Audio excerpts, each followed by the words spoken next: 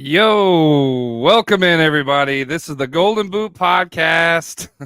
Takes me a minute because it just freezes just a smidge of time frame in between the video. What's going on, everybody? Hey, I'm back. If you joined our live broadcast, that was fantastic. Well, live reaction show, I should say. Last week, we appreciate you jumping in. That was a lot of fun. I kind of had to hit the ground running. I was at a big church event. The boys held it down for me last Friday. Did really good. Andrew says the boot. Yeah. It's time. It's that time of week. I'm ready. We got a lot to cover. But as always, just wanted to thank everyone for jumping in. There's a scrolling banner down there. It tells you how to find us on TikTok, Twitter, Facebook. Guys, we are 11. What is it? 11? Is it 11 away from 300? I think it's 2. Yeah, sure I can't do math. Math is hard for me. We are 11 follows away on Facebook from being at 300. Please, please, please, if you haven't already, go to the Facebook page, the Golden Boot Podcast. Find us. Get your grandma to like us, whatever. Follow us. I don't steal somebody else's Facebook. I don't care. We are 11 people away from 300. Let's go. I'm so excited about that. So yeah, like us on Facebook, TikTok. We're on YouTube. We're on Twitch. We are live from Instagram right now as well. Just got that set up. So shout out to all the Instagram peeps that follow us. Thank you. Jump on and follow us there as well. So yeah, it's good to have some kind of normalcy. It's time. It is that time again. I don't know what the heck just happened. And Cody disappears. I don't know what happened to him. Yeah, so we'll figure that out in a minute. I don't know what happened. But yeah. Let's remind everybody we're also live on Twitter, and if anybody will follow us on Twitter,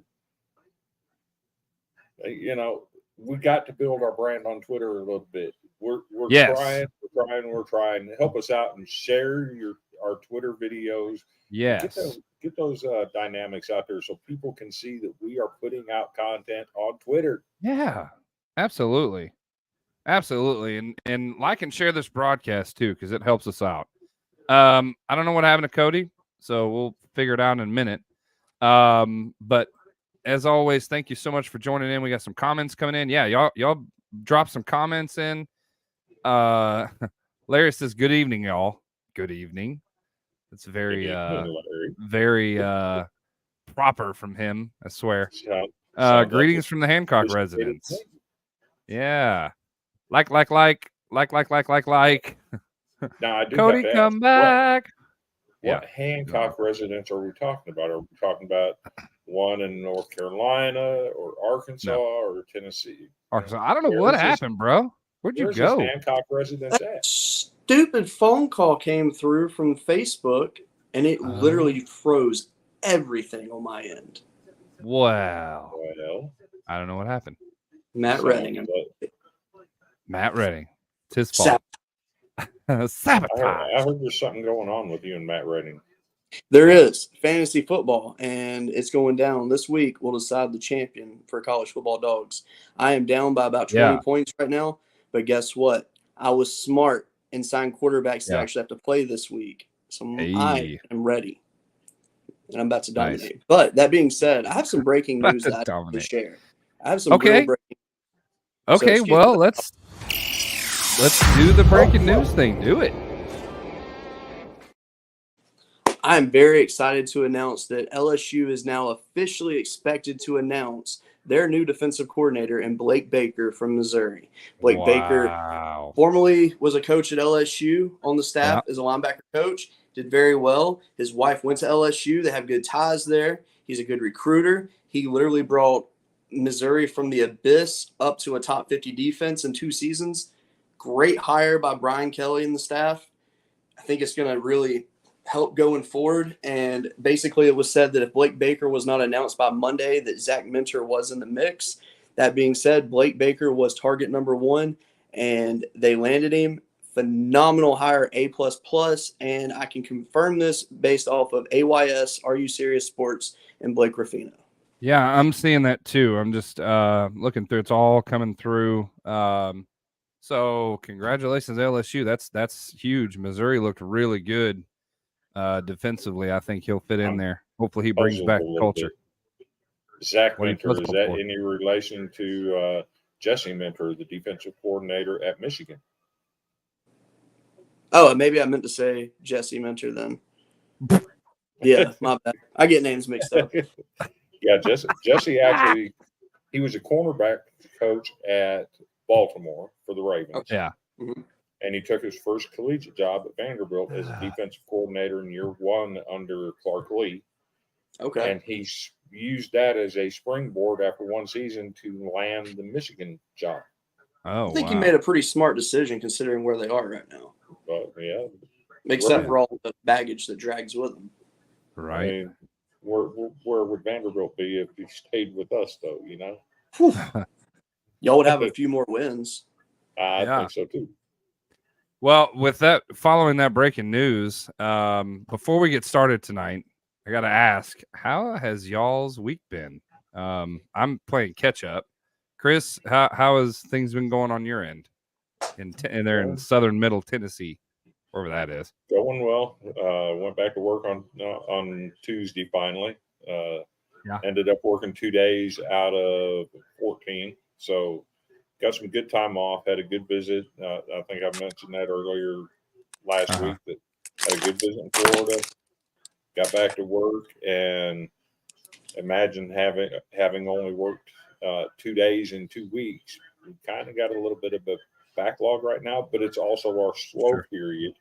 So we're kind of working that backlog down a little bit, and it's been kind of easy going. Well, there you go. Nice. Cody, what about you? Basic week, nothing special, just ready for the national championship, to be perfectly honest. Yeah, for real. Busy, very busy. Yeah, I'm not gonna. How was your week, buddy? My week has been busy, to say the least. Very, very busy. There's been a lot going down in the Hancock household. More to come there. More to come. I don't want to spoil the surprise. With that being said, let's get into this thing. We're kind of getting back to our roots here and finally getting back. I know we had the holidays, we had New Year's and everything. I mean, that's all fine and dandy, but how about it? I mean, the national championship is Monday. And we might as well announce this. We're doing a live. I'll be part of a live broadcast with College Football Dogs for the national championship Monday night. These two jack legs will be with me. It'll be fun. I think it'll be a really good. Is that all I am now? Is a jack leg? All you are, you're a jack leg. I mean, to be fair, I think I would rather be a jack leg than a oh man, what was that word? What kind of noob was it? Something starts with an L. I'm gonna find it here in a second. Yeah, you are. Luck bag. So hard. Luck bag. Luck bag noob. No, luck sacking noob. Luck sacking. Okay. AKA Tim Bailey, whatever that means. Luck sacking. I don't even know what that is. I have no idea. No, I'm just chilling, calling y'all stupid names. But no, that'll be really good Monday night. I don't know when we're going to start that, but that'll be there. So that'll be fun. That'll be really good. What's up, Dominic Ambrose? What's up, Golden Boot? Yeah, and good to have you. Good to have you in. Nothing much, man. We're about to get this thing kicked off. That means let's get into our icebreakers. Without further ado, let's go.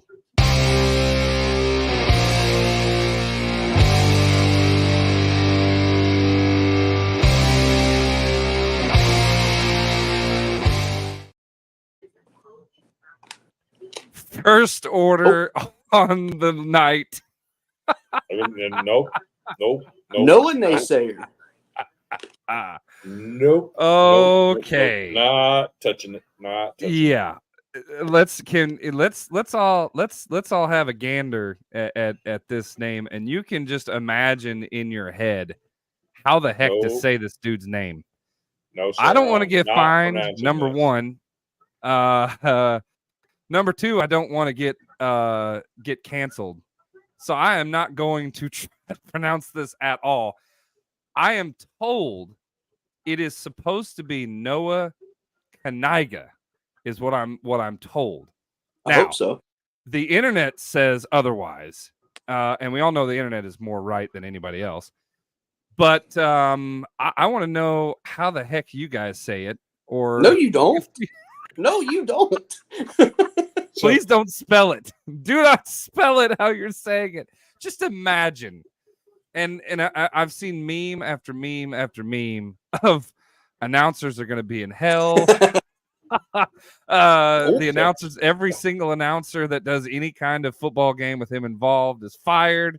It's an interesting deal. We're just gonna call him Noah. Okay. So Sarah says the K is silent. I don't know, but I know here's a guy. The funny thing. I went on YouTube. I scoured it. I typed his name in. His dad is the football coach for his high school. Did an interview. No one on the newscast said his name. Pause. Hang on. Keep going. Anyway, so nobody on the newscast said his name. And I was like, okay, this sucks. So then there's a YouTube video of how to pronounce it. Of course, the auto-generated pronunciation of it is going to say it in the wrong way. So I have no confirmation on how to say it. That being said, we could get this kid on the show and ask him to pronounce his name for us. Lord have mercy. I mean, it's a name. So hear me out. There's a couple cities in America that are spelled a certain way. They sound completely different than the way they're spelled because some of the letters aren't said the way they appear in the word. What? So is it possible that the N is maybe silent and it's Noah Kiga? I mean, I don't know. It's a thought. We hope that's what it is. Oh, Lord have mercy. The views on that first game he plays are going to be nuts. Sarah says, yeah. Yeah, everybody's I agree with that. Say I it. agree with that. It's going to be like, somebody say it, please. Somebody say it, please. Right, so I'm looking up some articles to see if anybody. Okay. That is just crazy to me. I mean, like, it's the guy's name. So, like, it's not his fault. But. Oh, here we go. Hold on. What? James Adams of TriStateFootball.com here with Coach Ryan Kaniga. Coach, Kaniga. you win 34-27. It was definitely close throughout. That's what it is. Talk about the. So there you go. I'm still not saying that name. Well, yeah, but you put a K in front of it. It can't be that bad. I don't care. I refuse at least to say the K is in silent, okay? At least it's not Noah that word. I mean, my thing is this. When everybody's ancestors came over from like Europe and all that, and they were going into Ellis Island and getting their new last names and all that. Yeah. Who the heck is going to come up and be like, hey, this is your last name? I don't know.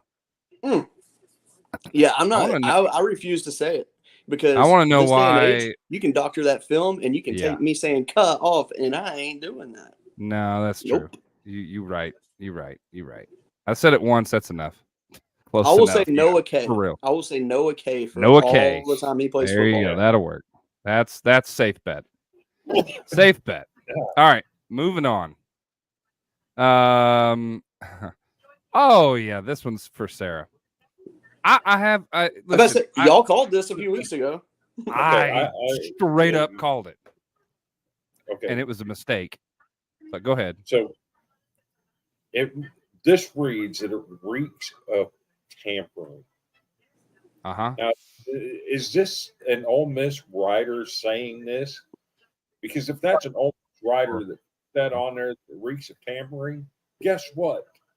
Ole Miss was just tampering 2 weeks ago. Stop it. Sure. Yeah. That's so true. from what I'm hearing on this, I've heard multiple things. Mhm. I've heard Auburn, obviously, because I mean he's Yeah. from Alabama and it makes sense. Yeah. But I've also now heard Alabama, and I've heard USC. Do you want to know what I've heard? What's that? That he's not going anywhere. This is just a bargaining ploy. That would be genius. That'd be absolutely genius. I don't blame him. Show he's serious and see if Ole Miss put their money where their mouth is. I like it. Yeah. Make them pay. There's a couple guys that have gone in the portal that within days have come back out and announced that they're withdrawing from the portal. So would that be the case with Judkins? Who knows? Interesting story to follow. Mm-hmm. Sarah said, I think he's changed his mind several times. Oh, by the way, look at this beautiful picture of Sarah. This is my wife, by the way. If you don't know, she redid her hair over Christmas. I think it's really, really good. She thinks it's Snazzy. good. I like it. I know, right? Red. She said, I think he's changed his mind several times. I love the red, so that's how I roll. Why on earth would he go to USC? Sorry, Hunter, not really. Because it's Miller time. Yeah. It is Miller time. It is. So that's an interesting deal. Because that's just or how about it goes to Iowa and gives them some kind of offense next year? Yeah, I don't know. That would be an interesting deal for sure. Let me go back because I accidentally had it on the wrong slide. Where we at? Come here. Go back. He can go to Iowa and be the superstar focal point of that offense. It's true. Right. I think it's a major loss for Ole Miss, though, if he ends up going somewhere else. Right. But they got the kid from South Carolina to replace him. Yeah. This year. Well, that's true. This year, I'm going to explain. So, did anybody notice an abnormally amount of commercials? Like ridiculous amount of commercials during the playoff games? Because apparently people were ticked.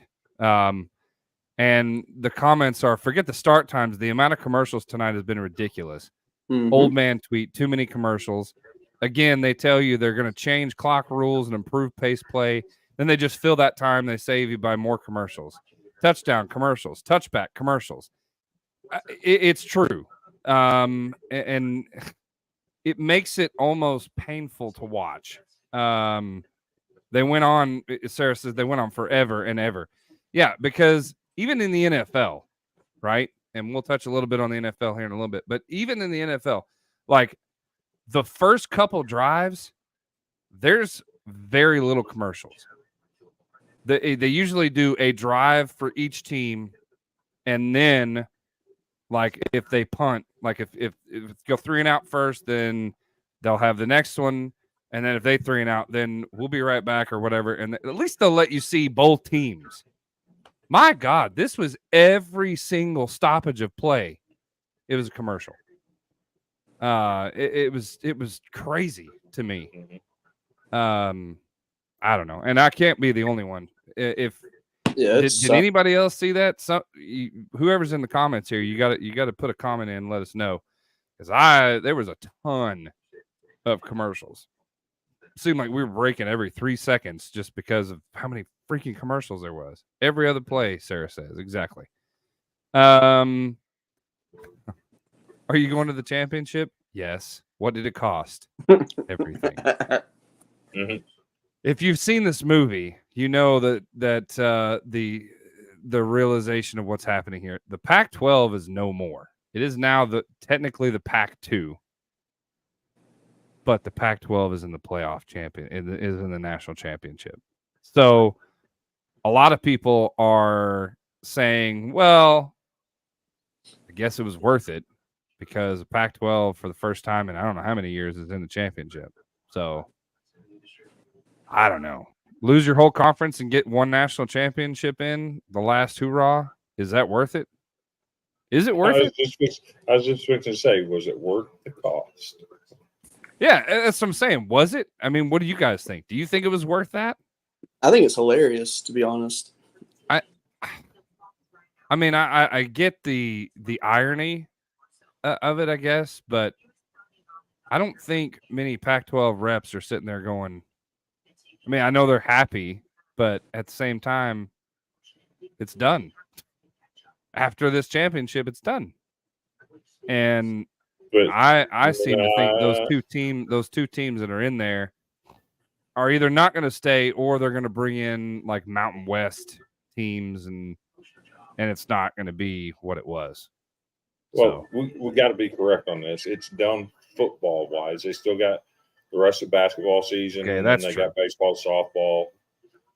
You know, your spring sports, track and field. You're right. The Pac-12 in football is done after the champ. You're right.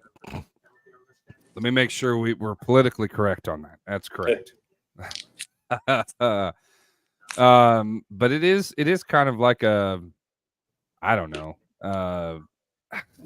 sweet and sour goodbye, I guess. I don't know. Yeah. I don't know how you would feel if you were Pac-12 exec. This playoff committee, Bama. I got you, brother. Michigan. Oh, no, you don't. That's one of the funniest scenes from the show. So, yes. You think he's falling off the building, right? Yep. Well, when he gets knocked down, he literally drops like a foot. Yeah. It's so funny. Oh man, it's something. Which we're gonna. Troy's in here. Phoenix will rise from the ashes. Pac-12. Yeah, I feel you. Troy, can you like let everyone know in College Football Dogs that we're live, because they seem to forgot. I haven't seen nobody but you, buddy, is in here. That'd be great if they could join in. Because I know they're in a video call with like 7 different people. It's just great to have a video call. Okay. Don't leave, Troy. Don't leave. This is I like this graphic because it embodies what actually happened. Like there was so much controversy over Bama getting in, right? There was so much people were having a fit. Boycott this, boycott that. I mean, they absolutely. Oh, okay. Well, that makes sense. They absolutely had. They put. We all can agree they put the right 4 in. After seeing, I mean, I know the 2 that were controversial with Texas and Bama. Well, not Texas, but I guess I don't know. Some people were. Texas and Bama were the too controversial. Ones. Yeah, I mean, yes, they lost, but at the same time, would Florida State have done anything to either of these teams without a quarterback? No, because I don't think Michigan would have scored 63. No, I don't think so either. And Georgia, Florida State would have scored 3. You can make a very good argument for Georgia, but again, you got to win your conference. So, I mean, you could say, yeah, Georgia should have been in there. Well, you had 5 conference champions. One of them got left out. Georgia was not a conference champion. Period. That's it. That's all. That's all it boiled down to. I don't know.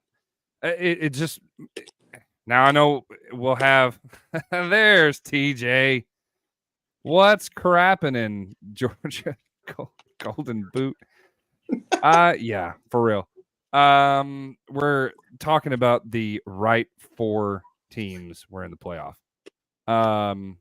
If Bama couldn't beat them, FSU sure couldn't. Right. True. I agree with that because we've said it from the beginning that I don't know what you just loaded, but yes, we'll share that. I just got your message, Chris.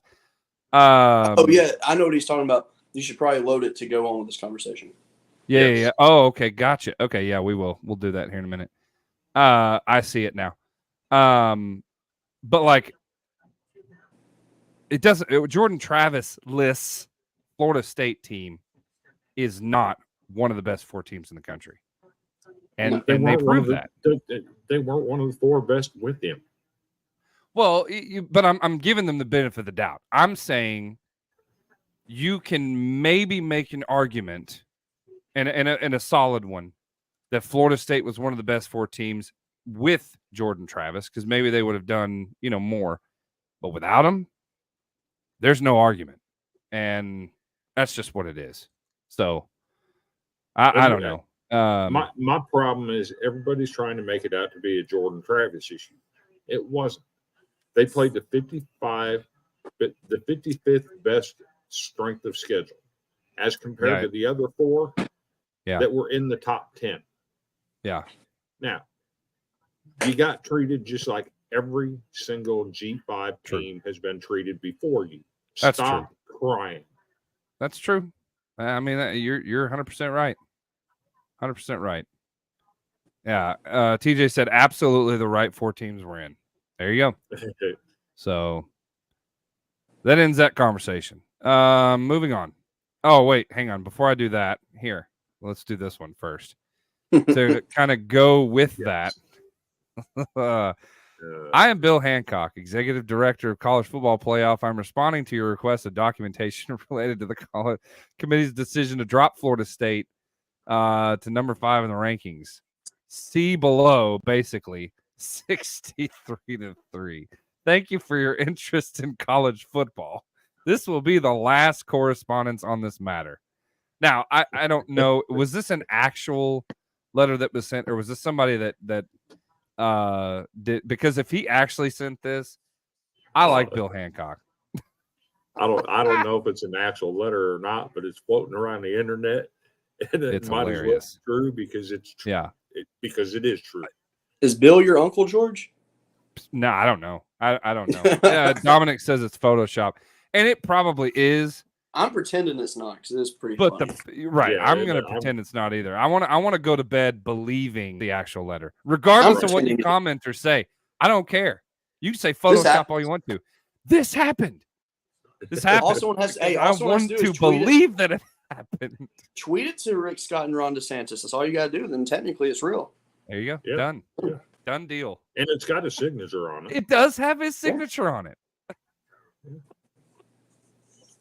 Oh man, that's I love it. I love it too, man. I absolutely love it. Absolutely love it.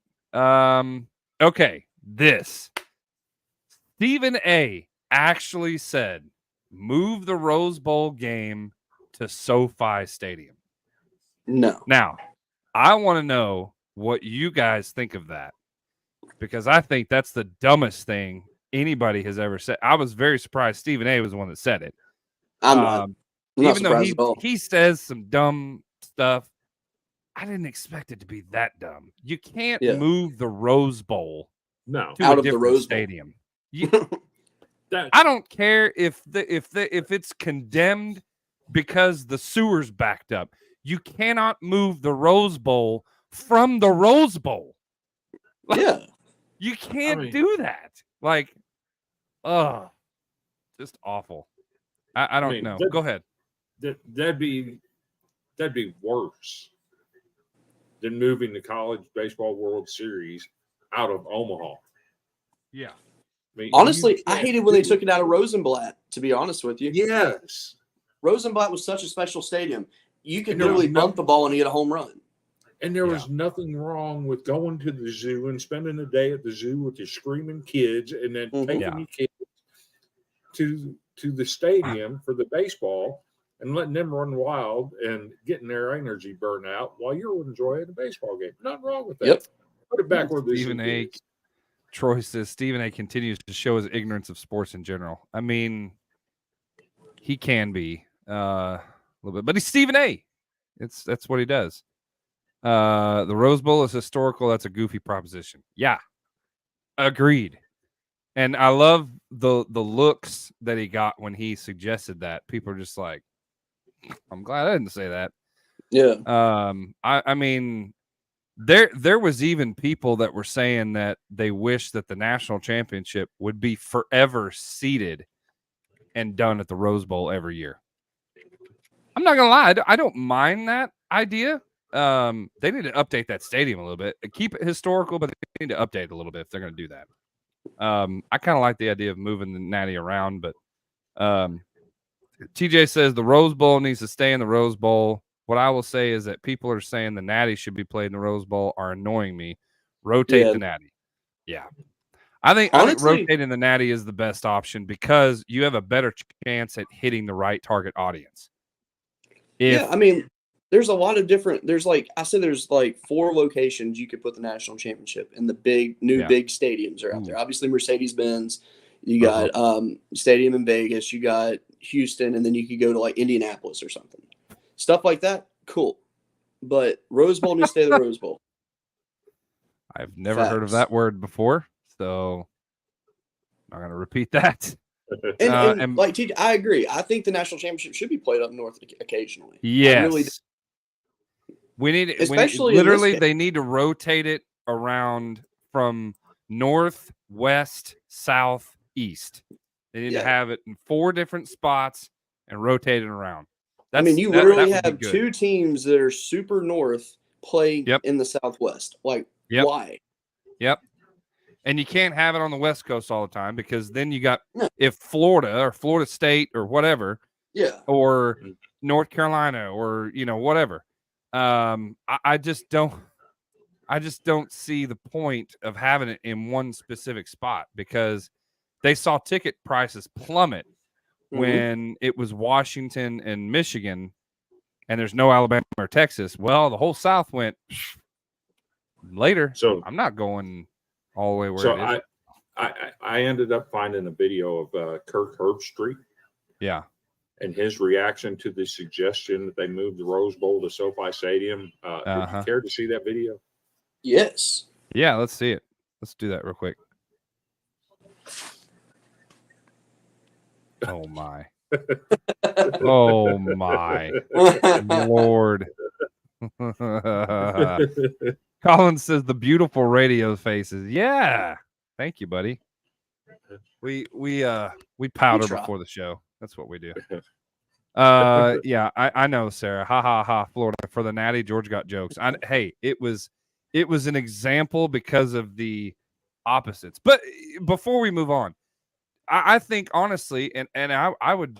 Do you guys think that would be a good idea? Have it in 4 different spots. Mm-hmm.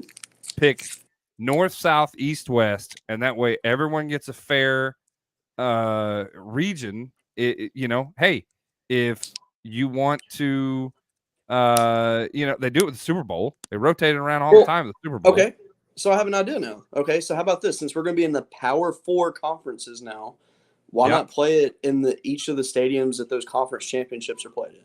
Boom, done. I wouldn't be opposed to that, but I think But then you got one of the teams that probably have a home field advantage because they played in that stadium before. True. True. What are these comments tonight? George, you're the obvious talent in this group. Troy, quit being biased. The other 2 guys in here are good too. Lord have mercy. We all 3 have our strengths and our weaknesses. All right. Alabama starting center Seth McLaughlin is expected to enter the NCAA transfer portal, which I think this is just me saying this, but I'm going to say it. I think he was told, you can come back with us. Once you get there, you need to hit the road. He single-handedly cost this team quite a bit. It almost cost them the Iron Bowl.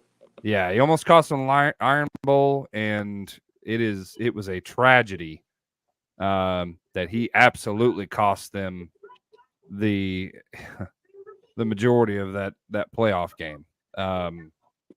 I can't see Nick being like, look, you made a mistake. We'll work through it, whatever. I see Nick going, hit the road, Jack.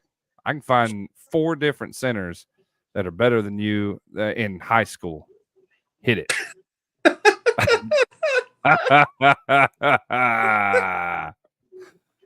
Dang, Colin. That's not even right. That's not even right.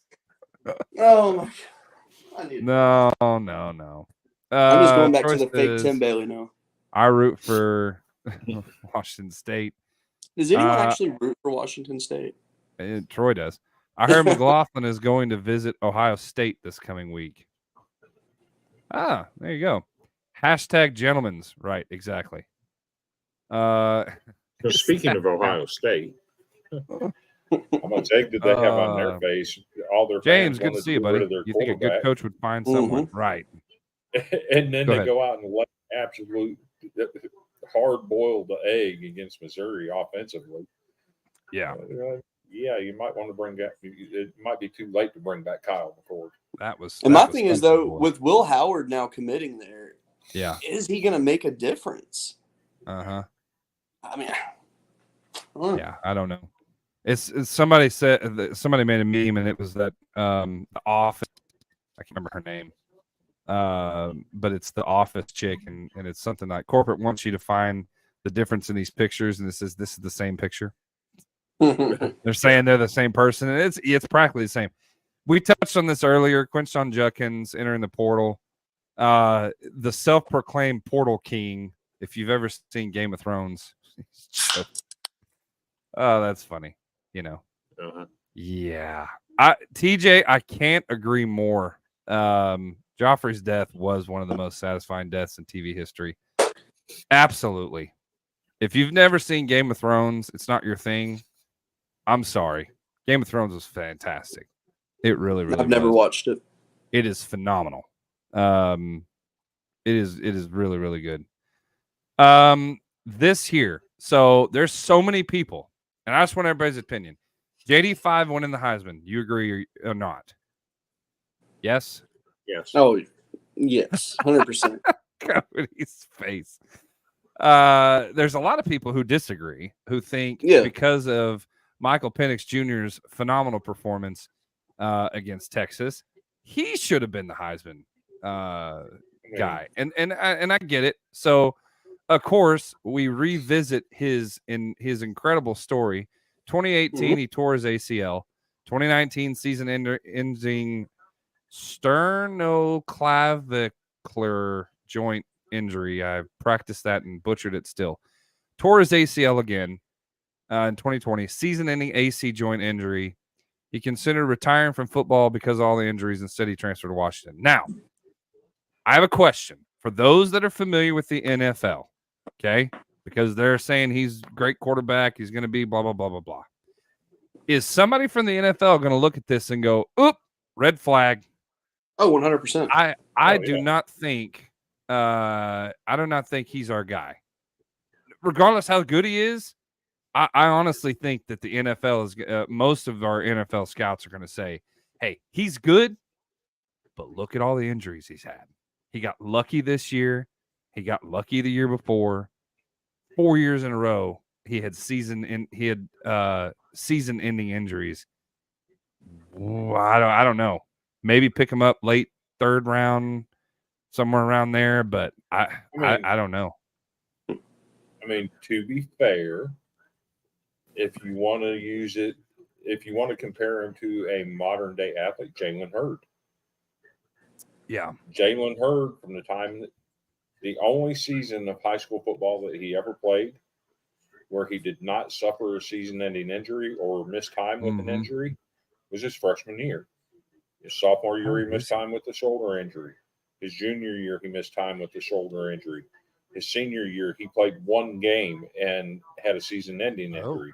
And then at Tennessee, he missed a game and a half as a freshman.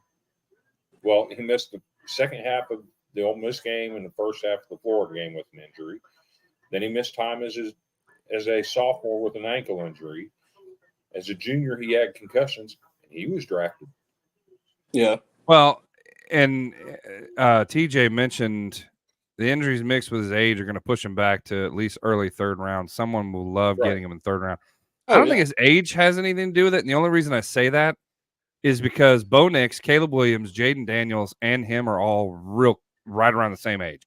Bo Nix and Jaden Daniels are 23 as well. Michael Penix is 23. Caleb Williams is 22. So your top four quarterbacks, basically, that are going to be entering the draft are all the same age. So I don't know if that would be a factor. Because I can't think off the top of my head. I can't think of a better quarterback that's going to be in the draft. Can you? I don't know. I mean, Drake May. Yes, exactly. TJ, that's the injury history is what I'm most. Yes, they're all the same age, but they don't have his injury history. Yeah. Exactly. That I agree with 100% because they're all going to say, well, he's the same age as these guys, but they don't have the injury history he does. Okay, that's true. That's true. But to TJ's point, they are all the same age. They are all older guys that are far more mature and far more ready than an underclassman quarterback that would be coming out. Yeah. So that was the point I was pissed poorly trying to make. No, you made it. I just totally read it wrong. I think. Well, it doesn't matter. We're on the same page, TJ. That's all you need to know. Yeah. Okay. Let's talk about this. Why is the national championship being played in NRG Stadium? Why is this happening? Your guess is as good as mine. Who made this decision? That is one of the worst stadiums in the NFL in history, and tickets are over $1,000 to watch the national championship in that dump. Yeah, no. It's just like, why? I mean, you hear people all the time complaining about this place. It's just, ugh. Yikes. Run my previous comment about mention the Natty being an NFL stadium. Yeah. Yes. Well, good NFL stadiums. Definitely not NRG. This was like one of the worst NFL stadiums out there, in my opinion. Go ahead. So give it 2 years and they can have the Natty in Nashville when they get the Titans' new stadium built. Well, Nashville will be a good spot.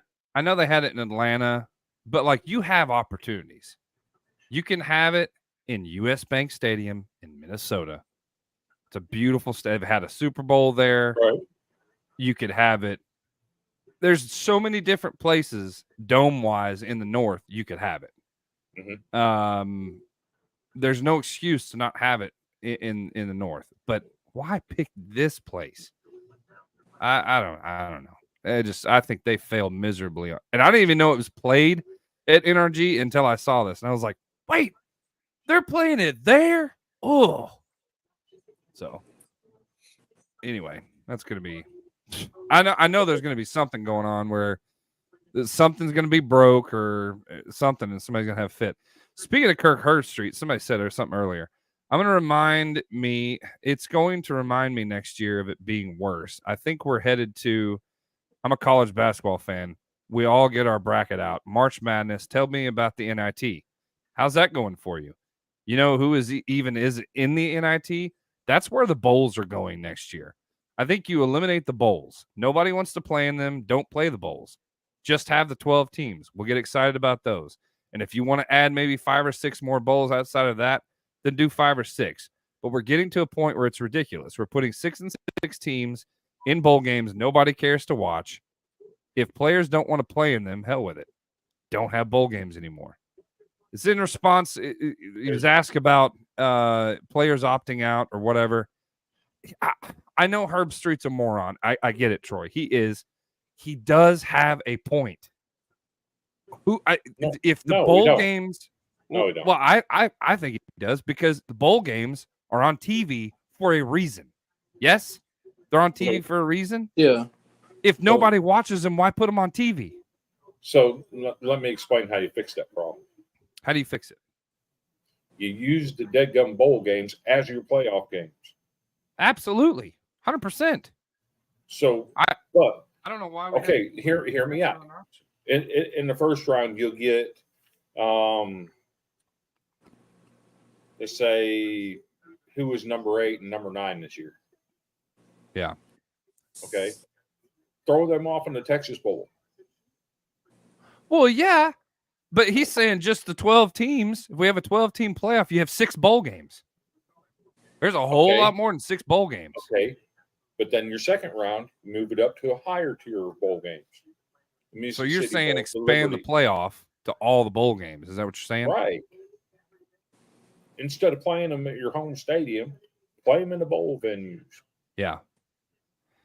Yeah. Guess what? There's a Hawaii Bowl. We're going to save the Hawaii Bowl for the semifinals. We're going to send two teams. We're going to send all 4 teams out here to Hawaii. You're going to get to go to Hawaii because you've earned a trip. Yeah. And get to go play in a nice stadium. Yeah. That would be actually pretty sweet. I ain't gonna lie. Yeah. It would be really good, and it would absolutely get people watching if they all had some type of postseason playoff implications. And then let me take it a step farther. Okay. There was an announcement today that they're going to change the 12-team playoff next year already. I saw that. They're going to make it 5 automatic qualifiers and 7 at-large. Well, what they're doing there is making it harder for the group of 5 teams to get in. Uh-huh.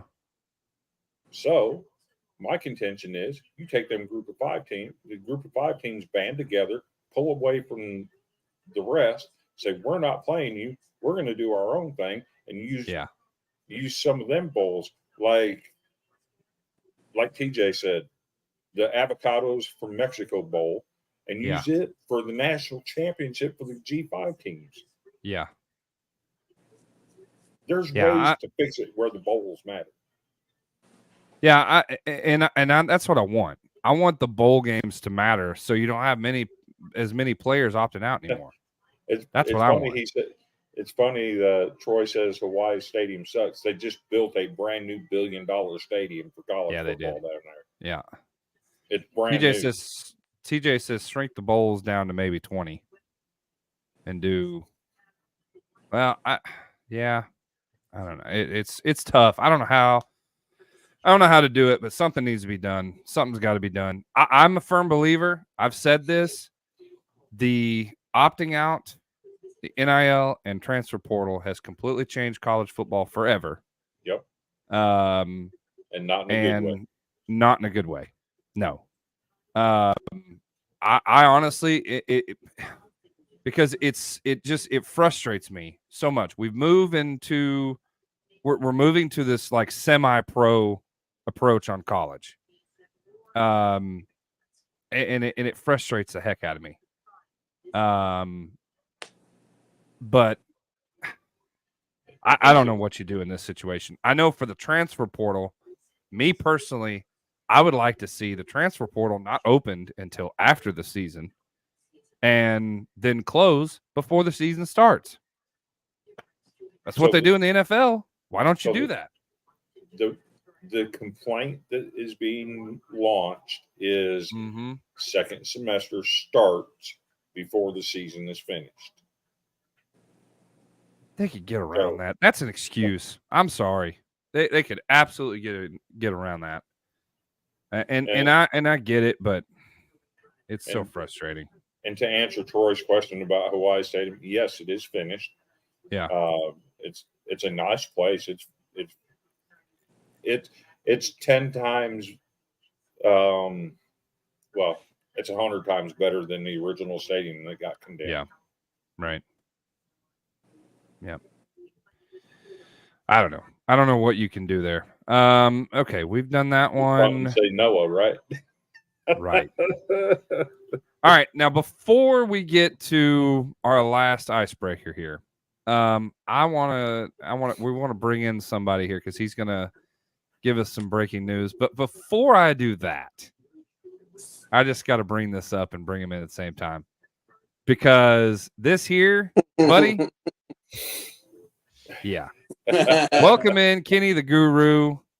Tonight, listen, I saw this graphic. I was like, okay. The last time Auburn was in Bud Walton was the infamous teabag situation. Devo went in for a dunk when they were number 1. Whoever made this graphic is a number 1. We'll see, buddy. I know Auburn's been playing really good ball. You got a tall task ahead of you tomorrow in Bud Walton. So sure. Anyway, Kenny, what you got for doing? us, buddy? What's up, man? Like your new mic. I got some breaking news. Things can always change. Yeah. But what I'm hearing from a very reliable source out of Auburn is Cadillac's gone to the NFL out on the West Coast to LA. Which, with that being said, that goes with everything that's being said about Jim Harbaugh to the NFL, because normally they don't hire assistants before they hire the head coach. Harbaugh out west. So bringing it here first. Yeah, it's a sad day for Auburn, but hey. Yeah, to piggyback on what you said, I've seen the same thing, and I've seen a few different tweets and posts about Harbaugh has had several meetings, it seems like, with the Chargers. So that very well could be happening. Of course, he's not going to comment until after the championship. We know that, but we'll see. But it would definitely be a sad day in Auburn if Cadillac leaves, for sure. So, but just wanted to break it out. Well, we appreciate you breaking it out. It's the quietest I've seen Cody in a while. Can you? I always search Twitter while we do our show, and that's exactly what I was doing. Trying to see if any other names have been mentioned, but kind of quiet tonight. Yeah, apparently, James says you're the guy that carries this channel, Kenny. So, hey, what do you say to that? Just so you know, James, I called. So everybody's giving me heck about the Cadillac situation, but I called 3 weeks ago. Philip Montgomery was being fired. So I mean, so you did. I'll give you credit on that. I do.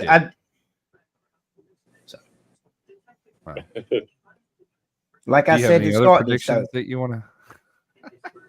Well, you have any other predictions you want to throw out there? Yeah. I hate to do this. He's my dear friend, Cody. Remember this. What is happening? I love you as a friend, Cody. Oh, but we have a problem. A problem, Cody. Okay. 150.1 to 118.84. And you think you're going to make the difference up Sunday? I do. Cody, please. Depends on who it is. Cody. Depends on who is on his team. I got their teams. Would y'all like me to run them down? Because I've been following this. Because Cody sure. Went before. So he's talking about NFL. Now, is it NFL or is it college fantasy? It's NFL fantasy. Okay, NFL fantasy. Go ahead. Cody, Matt is not going to make no more changes. Are you going to make any changes before Sunday? Yes or no? I've already made my changes. Okay. Cody will start Geno Smith of Seattle against Arizona.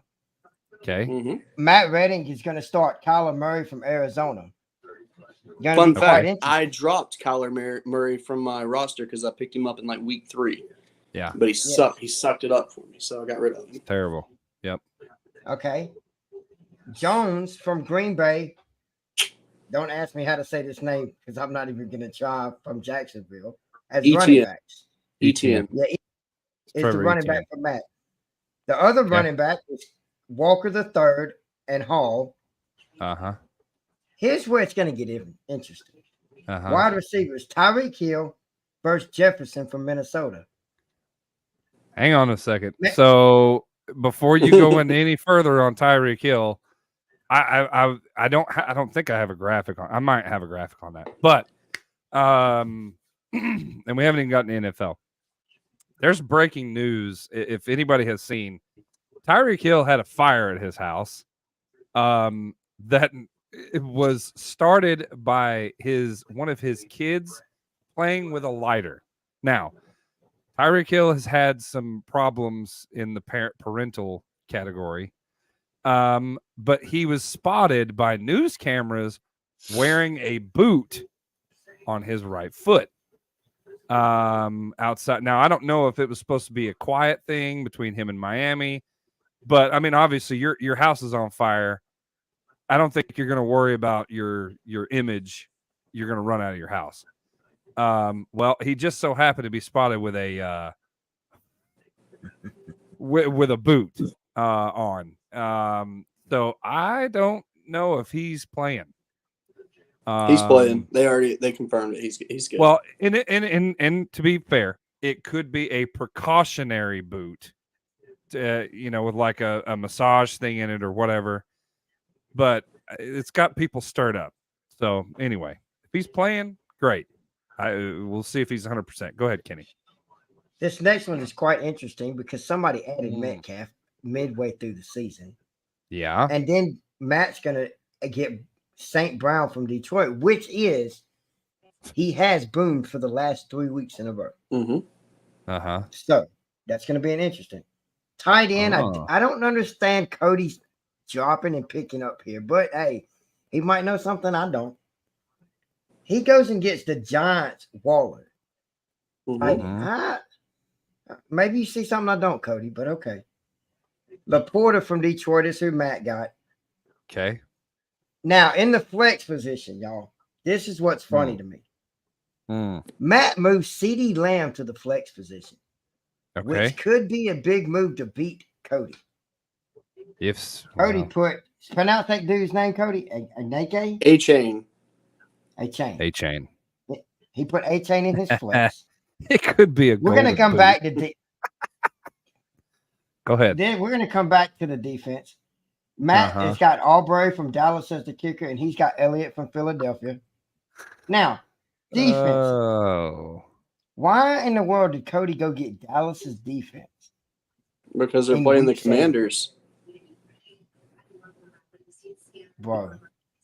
Okay. Yeah. You'll see what'll be happening. And I'm not putting the Saints in against the Falcons because that's just a nightmare for me. Okay. Matt's going to play Jacksonville's defense. So that's the lineup for Sunday. Somebody will be crowned champion. I think. There you go. Cody talked all this smack when he found out he was playing Matt. He even played some Ric Flair shit. Yeah. And kept sending it to me. Woo. Oh, Lord. Woo! Because I was talking shit back with him. But hey, I just wanted to throw it. And only you throwing that Arkansas thing up tomorrow. Oh, you want me to put it back up there? I'll put it back up there. Okay. It's fine. It's always a good game when we play Arkansas at home. Or in y'all stadium. But yeah. I don't know. It's going to be a good game. I don't think we blow you out like we've blown the last 5 or 6 schools. No. But I don't think we so. I think it'll be. I think it'd be close. I think we beat you in your house. So I think it's going to be. See. I believe there might be a video file down here that you want to share in the slides to give Kenny a reminder of what's going to happen when they invade Bud Walton tomorrow. Absolutely.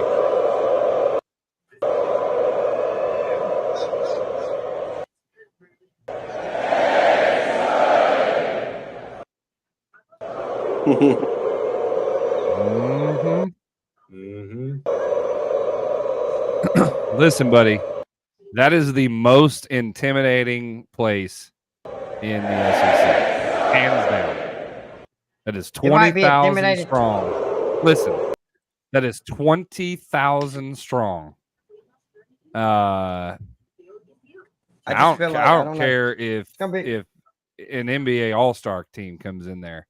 I mean, they'll wax us, but that atmosphere is intimidating, to say the least. So that's what you get to look forward to. That video right there, that game that night, that environment is by far the best environment in college basketball this year. Yep. I agree. I agree. That's a great environment. But here's my problem. And Chris, Booth Pearl. Booth Pearl. gonna have to. I hate to do this to you, buddy, but I got to. You ain't got much room to talk about basketball, considering y'all might not even win an SEC game this year. I went there. But I know. I just had to throw that out there. But do you? Just but hold on. Auburn is favored in your stadium tomorrow. By how much? Stop. By how much? By 3. Yeah. Right. Okay, but hold on. You're not. Listen. We are unranked. We have lost 4. I don't remember what. I think. What are we? 9-4. You're 9-4. We're 11-2. Right. You're 2 losses. You're in the. Hang on, just a minute. You're 11-2. We're 9-4. You come into our stadium, and you're only a 3-point favorite. But you're 11-2, and in the top 25. So top 25. They just put us in this week because they got pissed off. I'm just saying, it's but the environment. The matchup predicted 70-30. Well, I don't care. Doesn't make sense to me. Cody, what do you think? I don't know. I mean, honestly, I think that I think Arky's going to pull one out. To be honest, I think it's going to be like the Duke game. Fans are going to take over, and it's not going to be a choice. Auburn's good, but I think it's time for Arky to do something. They're beyond due right now. Yeah, I will call an upset tomorrow. And just as a reminder, Kenny wanted to throw shade at my Vanderbilt program. Your coach tried to take our point guard. Bingo. And yes, the Golden Boot is talking basketball, ladies and gentlemen. Yes, we do. There will be more. Hey, I'm calling an upset tomorrow. You can call it all you want to, but no.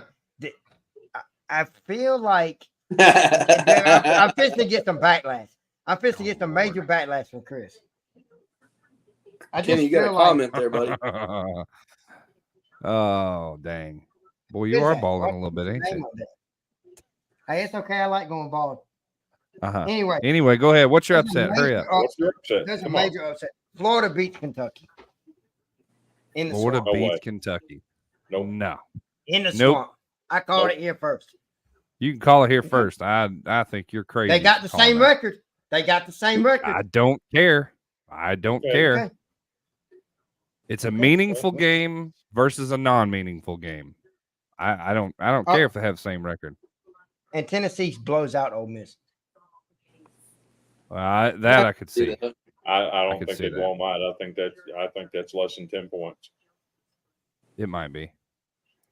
And Vanderbilt will hang with Alabama without their 3 starters. What Kenny don't realize is that Ole Miss hired one of the best coaches in all of college basketball named Chris Beard. And he brought guys in from the portal. Yeah. This Ole Miss is not the Ole Miss that you're thinking of last year that struggled to win 9 SEC games. They've not played them. Until they play somebody of caliber, Chris, then I will. Everybody said the same thing about Missouri last year. I'm going to use your own words against you. Last year against Alabama was going on this run. And your exact words to me were, when they play somebody of caliber, I will respect them. So when Ole Miss plays somebody of caliber, I will respect them. Okay, they're playing Tennessee tomorrow, and when they keep it close, don't be surprised. Tennessee, I'll give them respect. There you go. All right, Kitty, right before you go, buddy, because we're going to take a break and get right back into this stuff. But give me your national championship prediction, Washington, Michigan. Well. You had to ask, didn't you? Everybody knows. Everybody knows I picked Michigan Monday night. It's not like it's out of there to be. But I want Michigan to win the national championship, but they're not. Washington wins it. I picked them on my fantasy league. I just feel like once they beat Texas, I feel like Washington wins it. I don't see how you stop Penix from throwing for 450 again. Okay. Whatever it was. I mean, if there's a defense that can stop it, though, it is Michigan. It is. But we'll get into our predictions here in a little bit. But I just wanted to hear what Kenny had to say. All right, man. thanks for coming on and then breaking that news. And we'll see how that plays out. Tell everybody how they can find you. Oh, you can find me on my. I was apparently we can find you in Waffle House too. Wesley Simpson, you finally show your face because you would not answer me in November.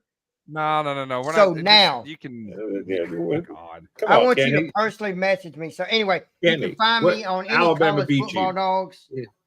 Any college football dogs. I'm on. I'm a co-host of Villains on Thursday night. I get on the boot every now and then. I'm on all CFD podcast. So, thank you. Nice talking to y'all. I'll see y'all later. Shiny, brand new microphone. All right, man. Yeah. Holler at you later. Appreciate it, buddy. See you. Appreciate it. All right. Let's take a quick break. Let me get this. I hate that view. My God. You can see every pore on my face. I hate that. It's awful. You can see every wrinkle. I look like an old man. Feel like an old man. That's funny. Wes, appreciate you joining in, man. Let me we're gonna hear from real quick Rogue Energy, and then we'll be right back. Be right back on the Golden Boot Podcast.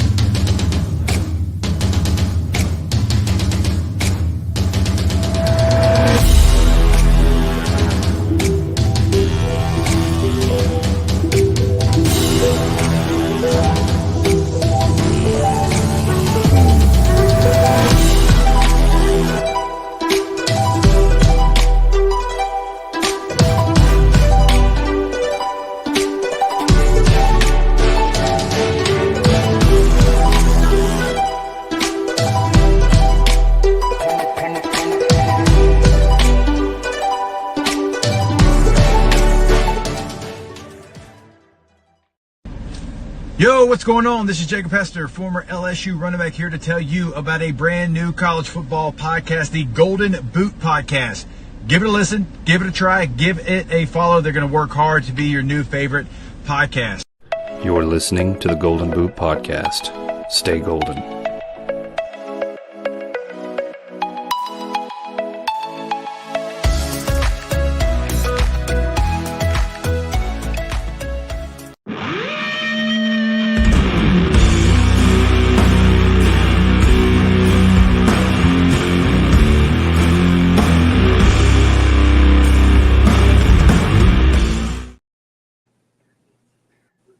All right, welcome back to the Golden Boot Podcast. It is time to get into Bone Crushers. This is where we talk about some cold, hard truths. Chris, tonight, kick this thing off. I know you wanted to talk about something. Go. All right. So we pride ourselves on knowing a little bit about every sport. Oh yeah. Women's basketball, men's basketball, right? Baseball, football. You know, we try to know a little bit about everything. Right. Now, one thing I do know, every other SEC women's basketball team that has started out with a 14-1 record has been ranked in the top 15 in the nation. Right. There's currently a 14-1 women's basketball team in the SEC. Their only loss was by 8 points to number 5 ranked North Carolina State.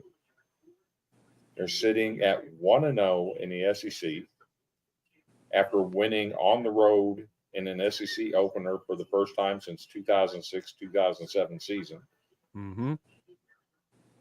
And we got 3 votes for the top 25. We're in the category of others receiving votes. Yeah. Now, hear me out. If it was any other school than the school I'm talking about, they'd be ranked. No questions asked. Yeah. Stop with the disrespect and put my Lady Commodores in the top 25. Damn it. I was coming. I knew it was coming. JQ, finally. But you're always late. To be fair, their best win is against a 9-4 Iowa State team. Wrong. They beat Mississippi State 13-2 at Mississippi State last night. I guess that team that beat them by 40 last year. Oh, Troy wants you to retract your statement on the Hawaii Stadium. So, it's not supposed to be built until 2028. What I know is that Vanderbilt opened the season at Hawaii in 2022, and it was the first game in their new stadium. Oh, well, apparently there's another stadium going to go up, and it's supposed to open in 2028. Yep. Who knows? GQ says, kids got a friend over for sleepover. They just now settling for bed. Okay. Hey. Cool. He got to I was hear me. checking with you. It's cool. I'm glad. I'm glad you joined in. He got to hear me talk about my Lady Commodores belonging in the top 25. That's right.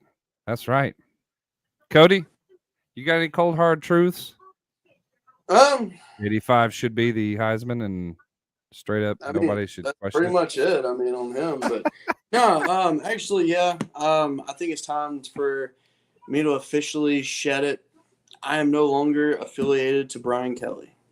My job is complete. I've been given my final paycheck on that.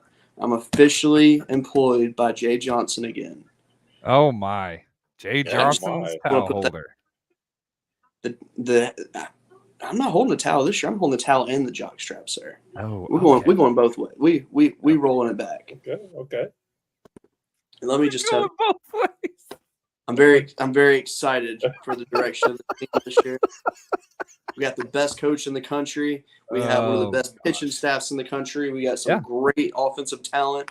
Honestly, we might hit the most home runs we've ever hit before, but we also might have the most strikeouts we've ever had before. Yeah. That said, go Tigers. Let me remind you that you have a pitcher on your pitching staff that was nothing more than a cheerleader in the postseason last year. Christian Little, sir. I don't see him pitching much this year. Just to be perfectly honest, I don't know why he came back. He'll be like a midweek reliever. He'll be a cheerleader again. Yeah, he'll be a cheerleader again. He'll get a ring. Or he's already got a ring. So he got him a ring. At least you can say that. Okay, well, I'm gonna do my bone crusher because ESPN, you got some splaining to do. This just broke, I think it was today or yesterday. Pat McAfee says there are people at ESPN trying to sabotage his show. I believe Norby Williamson is the guy attempting to sabotage our program. Williamson is the executive vice president of studio and event production at ESPN. Do you know? I'm going to give you cold hard truth. You know why? Because he is blowing you guys out of the water. He's too good for ESPN. Way too good for ESPN. He is blowing the doors off and dog walking every other program on ESPN. I don't care who they put on there.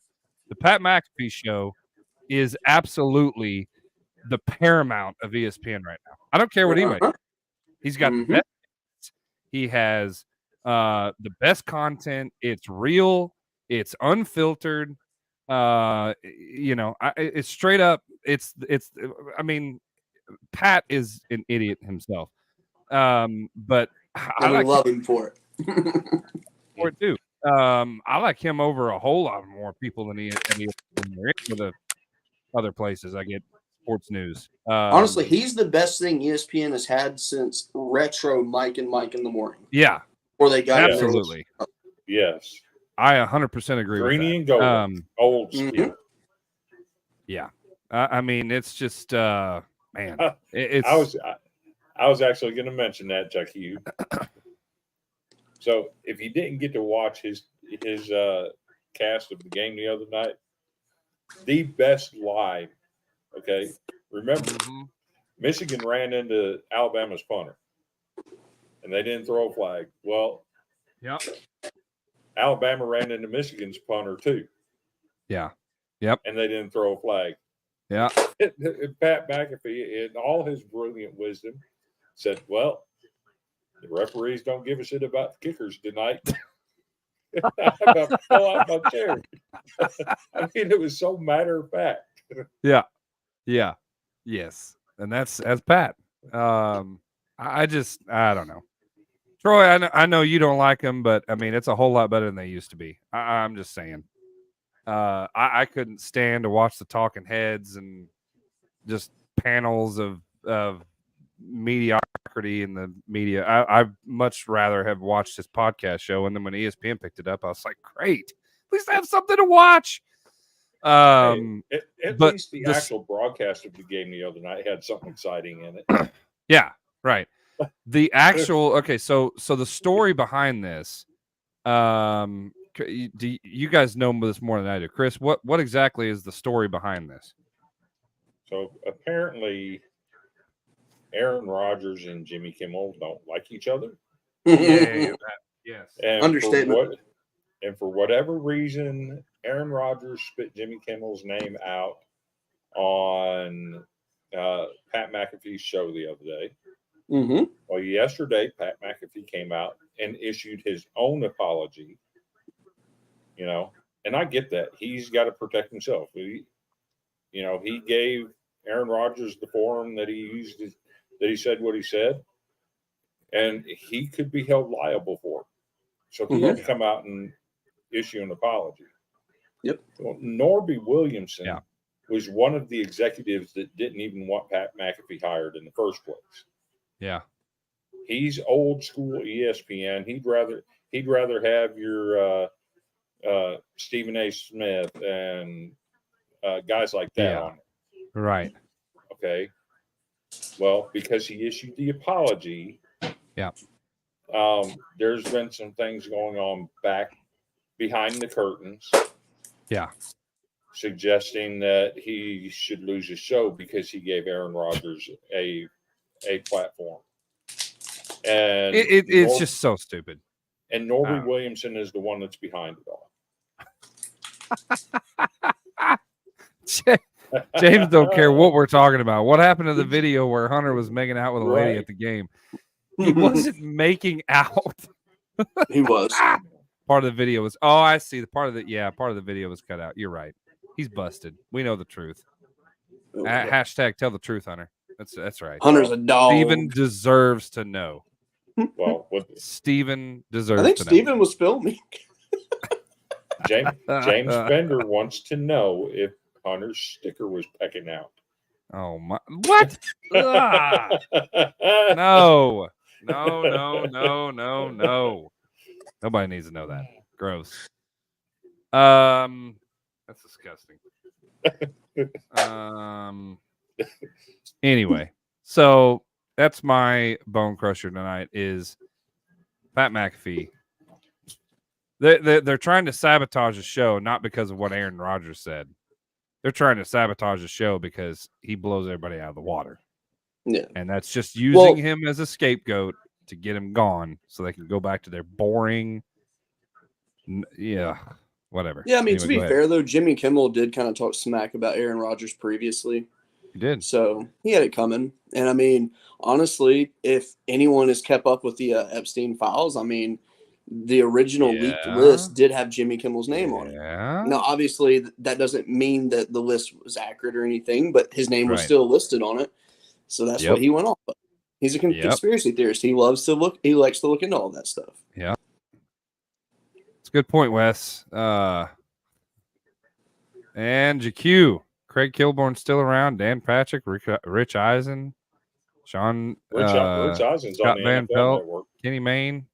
So they've moved around, but oh geez, it's funny. Oh Lord, George. I don't know, Hunter. It depends on what that question is. I know what the question is. I think I know what question it is too. Thank you, Cody. A beacon of light. Troy says, Something "Look at like there. That. The mouse is angry." Wait, hang on. The mouse is angry. Oh God. Jeez. I was trying to click Wes's comment. I know you're bad for that. You should be ashamed of yourself. Always clowning. Hashtag always clowning. We need a shirt. Always clowning. Always clowning.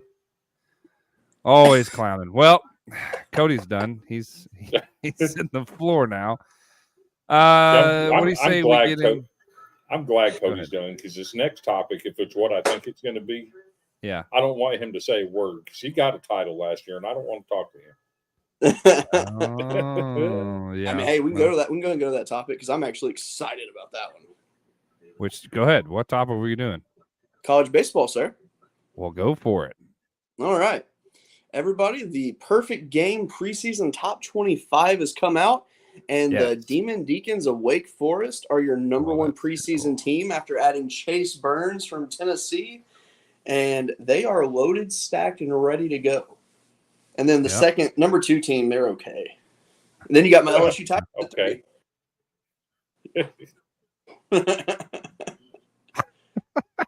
No, honestly, in all seriousness, though, this top 14 teams are stacked. See what I did there? Oh, absolutely.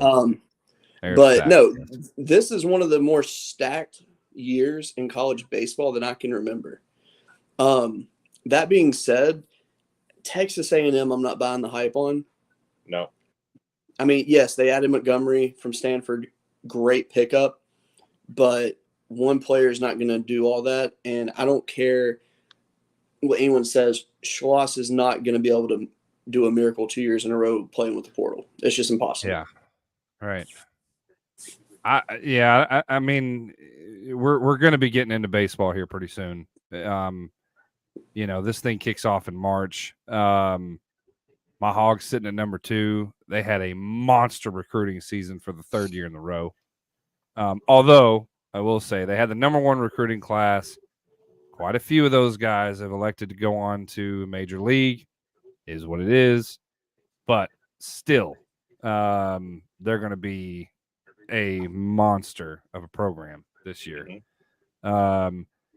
It is rumored that Hagen Smith has been working so well pitching wise. He's hit 100 miles an hour, and he has some kind of secret pitch he's been working on. A few times he's hit 100, and he is going to be the ace. I didn't think that would ever not be the case. I figured Hagen would take that spot, but was not expecting him to hit 100 mile an hour. So if he's been working that hard and getting his stuff situated, Arkansas once again is going to be a contender. Wake Forest being number 1. I mean, they've lost a lot and gained a lot. They've lost a lot and gained a lot, but is it going to gel? That's the thing. Is it going to gel? So even without Chase Burns, who, by the way, struggled at the end of the year last year to some degree, has not made it past 5th inning in several outings last year at the end of the year. Even without Chase Burns, that Wake Forest team is absolutely loaded. Perfect Game did their All-American list yesterday. They had 3 guys on first-team All-American. And none of them were – well, Chase Burns was the only pitcher. Yeah, because you got Nick Hertz, Josh Hartle, Chase Burns. Ciceri. I mean, this team is stacked. Yeah. Arkansas stacked. Yep. If you haven't been following baseball, you better get on the bandwagon. It's going to be a very entertaining season this year. I'm ready to see. So there's your. Go ahead. What? Now, what I will say, I believe Florida has the best player in the country. Yeah. I don't think that's much of a debate with Jack Caglione. Yeah. LSU at 3 is a stretch for me. I think they lost way too much. They don't have Paul Skeens back. They lost Dylan Cruz. They lost Trey Morgan. They reloaded. They lost a lot of people. So they reloaded, but it's going to be a similar situation. Yeah. But they had a good 2 deep last year, though. That was the one advantage they had. But replacing those guys is impossible. I don't care who you have. You can't replace those guys. Exactly. And honestly, I think – I don't know how to get this gone.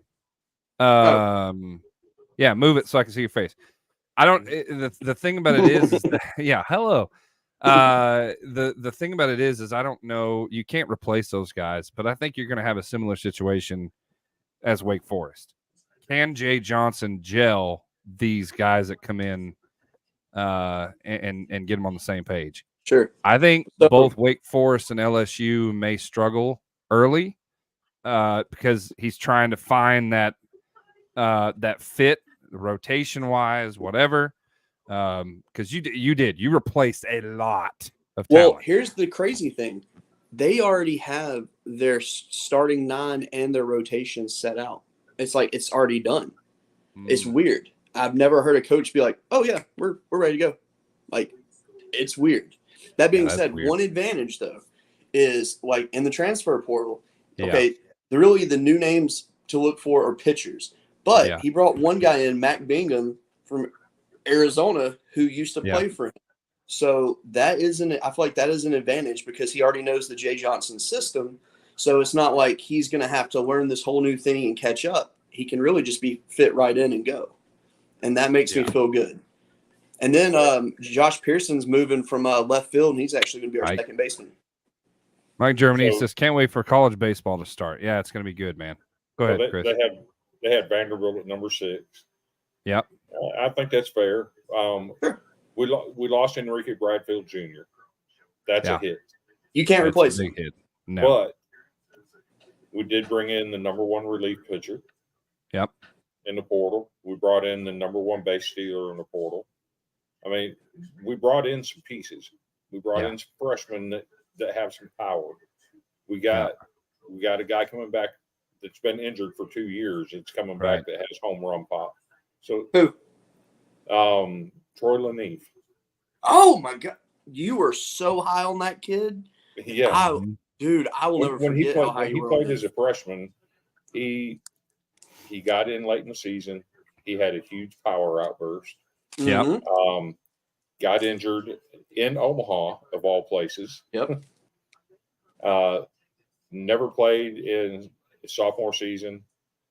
Got back into the mix at the end of his junior season. Yeah. And had a power outburst.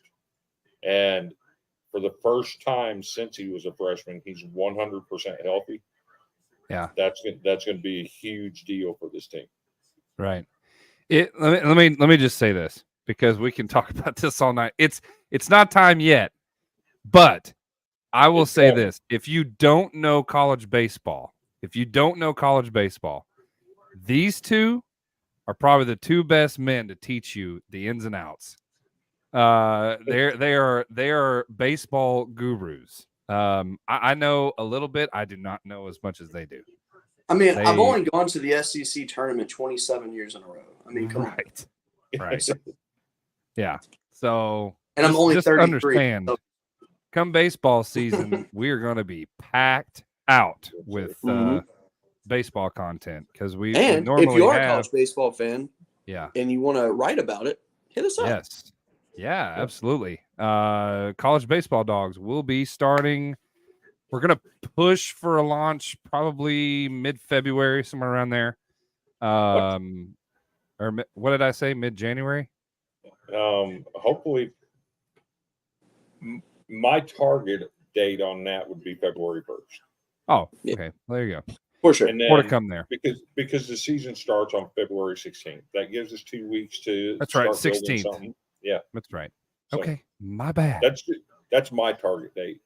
Yeah. There's still some kinks. Lord have mercy. Hey, I have a question for you, Chris. Are you a snowflake? I want a mega share blast. No, I'm not. No, he's not. Okay. Right, there you go. I did what you said. No. He did. He asked. All right.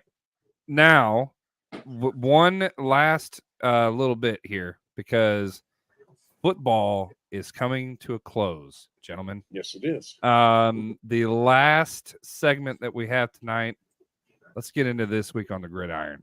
And I have no idea where my graphic went. There it is. Right.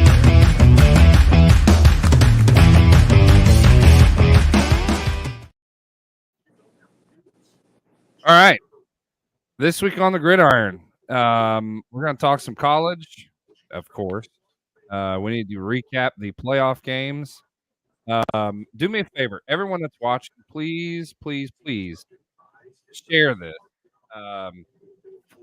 Football in the SEC never comes to a close. You're correct. We will still have things to report on. Absolutely. Yep. But I just mean as the season comes to a close, we're going to crown a national champion. That's what this show is about. Let's get in the meat of this thing. Let's get in the teeth of this thing, so to speak. We've got some. We're going to talk playoffs, NFL playoffs, because Playoffs. It's week 18. So there are major playoff implications.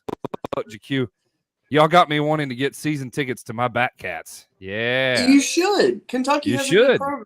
They really do. I mean, they've been a little bit down, but they're on the rise, and their baseball is very entertaining. Yeah, it is. It absolutely is.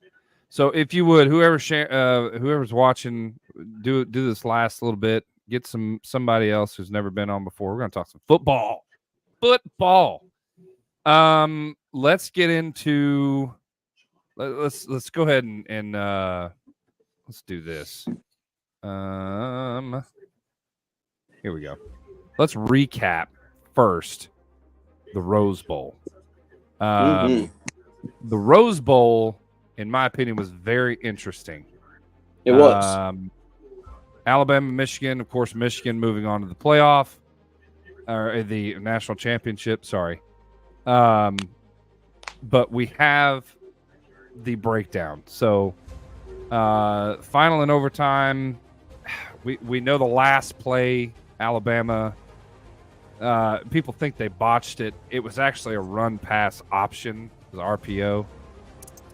More graphics tonight, but that's okay. We'll save them. It was an RPO. The low snap, which we don't have the graphic for it, but absolutely who wins the jock strap is that Alabama center. Yeah, poor guy. Lord have mercy. That was awful. Couldn't happen to a better team. No. I think Wes would disagree with you. But, this is a... what'd you say, Chris? It could have happened to a certain orange and white team. Yeah, it could have. Football has been over since ESPN made the committee kick FSU out. Well, James, I respect your opinion.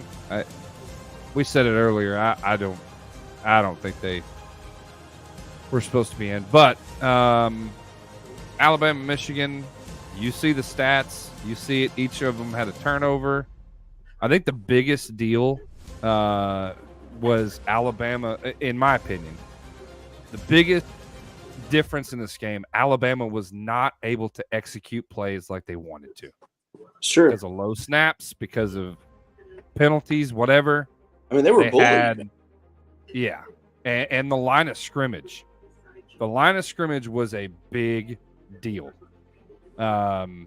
Michigan bullied them on both sides of the ball, offense and defense, as far as on the line of scrimmage. That in itself was a surprise to me. I did not expect that at all. Go ahead, Chris. Remember, early in the season, the problem for Alabama was the offensive line. Mm-hmm. And the offensive line ended up being their undoing in the college football playoffs. Yeah. Sure. Yep. Well, the center was the undoing, but yes. So you see it. Some people think that they agree with the outcome. Alabama shot themselves in the foot too many times in this one. So here's my problem with my whole problem with Alabama in that semifinal game. They changed what they did. Yeah. What got them there was not throwing two passes the entire first quarter until five. At the 5-minute mark of the second quarter, they had thrown two passes the entire first half. Yep. That's not what got them there. Yep. Yeah. Wes says these losses hurt because you know you're a better team. Yeah. Agreed. I just don't get the overreaction all of a sudden. The SEC sucks because Bama lost by one play. Yep. I don't get that either. It's an excuse. It's an excuse that people who hate the SEC use. That's all it is. I mean, honestly, the SEC pretty much owned the Big Ten in the bowl game. So I mean, can we throw up a graphic of what Georgia did to the best team the ACC had to offer? Yep. Wow. Yeah. I mean, you saw what Missouri did to Ohio State. To 3. Mm-hmm. I mean, yeah. And yeah. I mean, there's you just can't. You had Tennessee over Iowa. You had LSU over Wisconsin. I mean, it's just Yeah. I mean, it's excuses. All it is. The only SEC team to lose. Who? Wasn't Kentucky the only SEC team to lose? Not A&M lost. Alabama lost. Yeah, and Alabama, Auburn got shellacked. Yeah, Auburn got shellacked. Yep. I had to think for a second. My thinking, but yeah. Oh, I don't know who else. Yeah. Oklahoma lost. they're not It will be next year. It will be next year. Oh man. But anyway, that's the Rose Bowl. Okay. Let's go there. What? Let's go there. Let me What? tell you something about Florida State's football program. Liberty was 13-0 as well. Yeah. They had 7 players total sit out their bowl game, and they were all transfer portal entries and backup players that posted 0 stats for the season. Florida State had 28 players quit. They quit on their football team. You didn't see Liberty crying about being left out of the playoffs at 13-0, and Florida State needs to grow up and stop crying about it. They weren't one of the 4 best. 63-3 tells me that. And the fact of the matter is, it had nothing to do with ESPN. It had nothing to do with Jordan Travis. It was that they weren't a very good football program. Yes, they went 13-0, but they weren't very good. They played against a Clemson team that had to take the last minute to beat Kentucky. That's who they played. They were good against my team. Well, that was early in the season, and that was their best win. So That was like their only thing they did good this year, unfortunately. And Moving your on. Your quarterback played half a game injured. yeah. Yep. Moving on. Texas and Washington. I think this was a phenomenal football game. The score really doesn't say it, but Washington dominated this game. They did, and it was a situation of but really though, the first half was pretty close. But that First half early was second half, they really pulled away, and we all were like, "Okay, this is it." And then for some reason, Washington said, "Hey, watch this! All right, Texas, your turn. Go ahead and score real quick." Yeah, I was made it like, "Are we just very playing interesting. not good sportsmanship? Like, what is this?" I don't know, but whatever. Washington played their tails off. 430 passing yards. Michael Penix Jr. And that's where the whole he should have been Heisman. JD5 shouldn't have been there. Well, JD5 had a complete season. As far as he never faltered. There was 3 or 4 games where Penix faltered. That's why. That's all it is. Cool. He's on one of the best 4 teams in college football. LSU is not one of the 4 best teams in college football this year. So that's how that works. Both defenses played well. I mean, there's a lot of yards, but both defenses, made stops when you thought, oh, they got him here. And then both offenses found a way to come out of it. But by and large, Penix absolutely took this game over. And what I was really surprised at was Washington's run game. They ran the ball very well against Texas. Yeah, but we have a problem there, though. Why? The running back got hurt. The running back did get hurt. That's a concern. Is there any news on that? Is he going to be available Monday? I haven't heard any. I assume exactly. I'm pretty sure that he'll play no matter what. Just yeah. I would think. I mean, it's the last game. Yeah, I'm pretty sure you would have to to drag me and Yes. handcuff me somewhere to not play. He's in the probably like, national if I got a championship. pulse, I'm playing. Yeah, right. So I don't know. Troy, we know UW barely beat WSU, Washington State. I get it, Barely beat but Arizona State. they beat the mess out of Texas. So Apparently, you Q can. says running back, good to go. I heard. Good. That makes me happy. Yeah. Wes says Heisman is an individual award, not the best player on the best team. Daniels was a much better player. There you go. Mm-hmm. Agree with you there, Wes. So there you go. There you have it.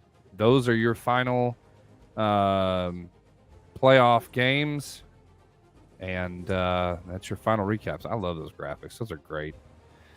Moving on. Before we get into the national championship, real quick, I want to touch on something. It is week 18 in the NFL, and there is quite a few really good games that are going on. The game that I'm going to be watching, of course, is Green Bay and Chicago. Yep. Who would have thought? Now, here's the thing. Okay, anybody in this comment section, it doesn't matter if you're a Packers fan or not, if you hate Green Bay, whatever. Who would have guessed a Jordan Love-led brand new Green Bay Packers team would have even a half a chance at the playoffs? Not this guy. I didn't think Green Bay was going to do jack squat. I thought best case scenario might be what is it, 7-9, I guess. Yeah, that's 8. Yeah, somewhere around there, maybe 6-7 games. Guys, they win this ball game against Chicago, which, oh, by the way, they're at a 12-game winning streak against Chicago. Yeah, and I mean, Chicago's out. They're eliminated, so yeah, they're done. They have nothing to lose. Right. They win this ball game. They're going to be the youngest team in the NFL, collectively, age-wise, to get to get in the playoffs. That is quite an accomplishment. That is something crazy. Yeah, GQ says Washington needs to win this. Green Bay needs to win. I thought Green Bay could have had 10-plus wins at the beginning of the season. I did not. I didn't think Jordan Love was going to be that good. I didn't think – I thought, we'd have some kind of hope. I didn't expect to be where we are now, and I definitely didn't expect these stats because I want to show you guys this. This is Lamar Jackson, the basically the favorite for the MVP. All right. I like that, Wes. This is his stats versus Jordan Love. Now, I'm going to tell you right now, a betting man, I promise you, I would not have even come close to saying that this was even a possibility. But look at this. 38-43 yards. He's got more yards than Lamar. He's got more touchdowns than Lamar. He's got sacked less. He's got a few more interceptions, but that was when he faltered for like a 4-game streak. The difference is the rushing yards and the attempts. But he's toe-to-toe there. 345, a 547 for 38-43 and 30 touchdowns. In the last 7 games, he's thrown, I think, what is it? Like 12 or 13 touchdowns and 1 interception. The guy's been on fire. Absolutely. And I did not expect it, guys. And Colin, what's his name?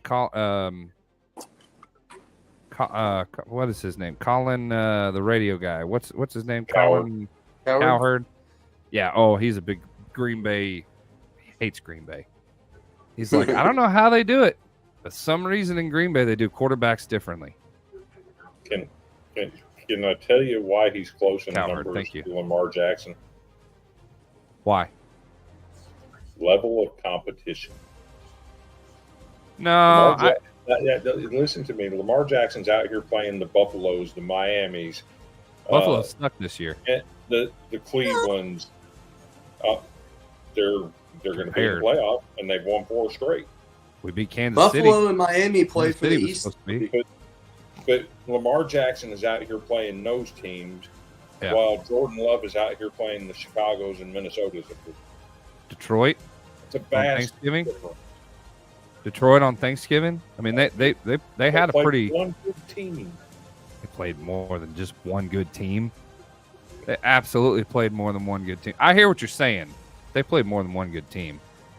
The NFC's been down a little bit, but still, I don't know. Wes, shouldn't Jordan Love actually be the MVP?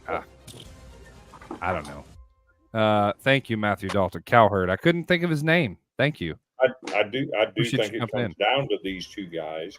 Yeah. But I have to go with Jackson just because he's played a much tougher schedule. I'm pulling for Green Bay to tell Aaron Rodgers to suck it up. Our schedule was why I had hope. Yeah, we did have a little softer schedule, and that was fine, but I still didn't expect this to happen. You got to remember too, he's doing it with first year and second year guys. There's not a veteran on this wide receiver team. None. He's got Aaron Jones and Christian Watson, who's been injured all year with hamstring injuries. So it's going to be interesting. There's a lot of play-in scenarios. I know Lamar is not playing. This week. Go for it. So you talk about Chicago has nothing to play for. Their season is done and all this. Yeah. I heard a coach this week say you play for pride. And Yeah. you play to win.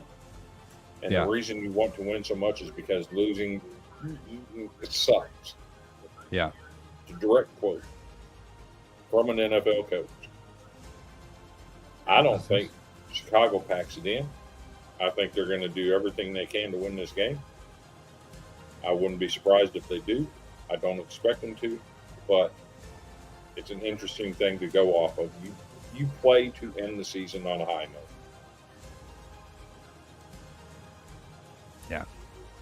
Yeah. Yeah. Right. You really do. You really do. All right. That was my soapbox in the NFL. Now, we'll recap. Now, I say that to say, my team's not in the playoff chase. Yeah. I'm a Tennessee Titans guy, and I'm just going to say, if Will Levis touches the field on Sunday, everybody in the organization needs to be fired because the offensive line can't protect him. He's going to get hurt again if he plays. Yep. You leave him out and let Ryan Tannehill finish the season. Yeah. That said, they better use 9 offensive linemen and get my dog Derrick Henry 356 yards and let him break 10,000 so he can retire in peace. There you go. Heard it here first from a Tennessee Titans fan. Yeah. All right. Right before we close out, I need to know, what are your Washington, Michigan? Let me get choked up for a minute. George is dying. I am. I swallowed it. I swallowed something. That's stuck in my throat. I'm dying. On the live air. Whew, that'll get views. All right, Washington, Michigan. What are your predictions here? Both 14-0. Yeah. It's going to come down to quarterback play. I think so. And the reason I say that is obviously Michigan has a great defense. There's no ifs, ands, or buts about it. Washington's defense showed against Texas that, hey, they can ball out. They can play good. Michigan's offense has been kind of questionable. Obviously, they're going to pound the rock a lot in this game. My thing is this, though. Can Michigan's defense stop Washington more than Washington stops Michigan? Because, I mean, you got a high-powered offense versus a good enough to win offense, I guess is the way to say it. Like, basically, they are Iowa with a better offense, essentially. Wes says 31-24. And That's not a bad score. Put in the comments what your prediction is. I want to see what your score prediction is. 31-24 Washington. That's not bad. That's not bad. Chris, what do you think? So, one thing I've seen with the Michigan defense is they have given up some points this year at times. Yeah. Mm-hmm. They are facing an offense that's all they do is score. And they score at a very high level. I'm not convinced Michigan's defense can slow that offense down. Not the passing offense. I agree. I don't think they have it. I don't think they have a single player that can cover Rome Odunze. True. Yeah. Yeah. And let me. And we're all SEC fans. We know this to be true. Speed kills. Yep. And when you look at these two teams, it's not even close. Washington is speed on top of speed on top of speed. Please, Washington beat Michigan. Portnoy will be even more unbearable. I'm hoping 35-14 Washington. There you go. I was thinking along the lines of 35-21. Yeah. Washington. I'm going to say and close this thing out with 38-20 Washington. 24-21 Washington. Ooh, close ball game. I think it's going to be very close. Yeah, 38-20 is my score. If it's close, so be it. But that's where I've got it at. Yeah, continue to put your score predictions in here. We would definitely want to see that. College Football Dog says, Chris, check your messages. Thank you for all you do at CFB. Dogs. All right, there you go. Watch your mouth, Troy. Yeah, Troy. Oh, man. Yes. Oh, yeah. Well, we might as well announce it. That's right. Chris, congratulations, buddy. Getting an upgrade. That is going to come in handy. I'm tired of being a rookie at this business. It's time I upgrade. Rookie. Yeah. Getting a new mic and a new green screen. Congratulations, my friend. That's going to be good. It's awesome. It's great, great, great. All right. Well, not to mention, I will be getting my my 24-inch upgraded soon. Hey. Where I can start using it instead of this little mini old laptop. Right. Nice. Well, that being said, I think it's time to close this thing out. It's going to be good. I'm going to watch some NFL this week. God, why? That is such a weird word. Oh, Lord. Cody, final thoughts. Don't you dare say that word. Yeah. Final thoughts are I'm tired, first of all. But no, I'm excited for the game. And I guess I have to give a quick shout out South Dakota State this weekend. I think they're going to take it in the FCS. But I'm excited for some football. We're gonna do the watch party this week. That's right. We need to announce that. Go ahead. Yeah, and then Monday for the national championship, Brandon Bisco-Being and Mr. George Hancock will be doing play-by-play commentary, and myself and Mr. Vandy Chris here will be joining in to also chime in, because let's be real, on a play-by-play, you can't just have two guys. No. And and no offense to anybody, but George and Brandon for 4 hours by themselves. Oh, appreciate it. I will be entertained, but no, I think you both would get tired of each other at some point. I think there'd be a lot of dead silence. He's gonna do his thing with the play-by-play and all that stuff. I'm gonna color commentary and try to make it seem like I know what I'm talking about with football. We'll see. I gotta message you tonight, George, while I'm thinking about it. Okay. Me and Cody will be the sideline reporters for the broadcast. That'll work. We'll get together and decide who's going to take what sideline. That will work. I'll be there probably on time even. There you go, GQ. Nice. Oh, snap. Invite some friends, bruh. All right. Well, that being said, Chris, you got some final thoughts? I was going to say we did this Monday night for the Washington-Michigan game. It's probably the most fun I've had doing a podcast. Absolutely. And it was by far our most successful to date. Yeah. Yep. I just want to thank everybody that tuned in to watch it because it means a lot to me. Absolutely. You know, me and Cody, for 5 years talked about, hey, maybe we should start doing something podcast wise or video wise. Yeah, and we finally broke it out in the spring with baseball, and it's grown to what it is now. I just appreciate everybody that follows us, likes us, shares us, and gets in the comments and talks to us. It means a lot to me personally. You know what? It's funny you say that because I want to go back and try to find it. Your first time to ever go live in College Baseball Smack. How nervous you were. Oh, I couldn't even talk. I was like, versus now. You were shaking, man. It was hilarious. And but to now, it's totally different. And now you're just like, what's up? Let's go. Well, that's me too. The first time I went on with you guys, I was like, I don't know what to do. And it just, we got lucky and three of us just happened to click perfectly in it. Here we are. It's cool.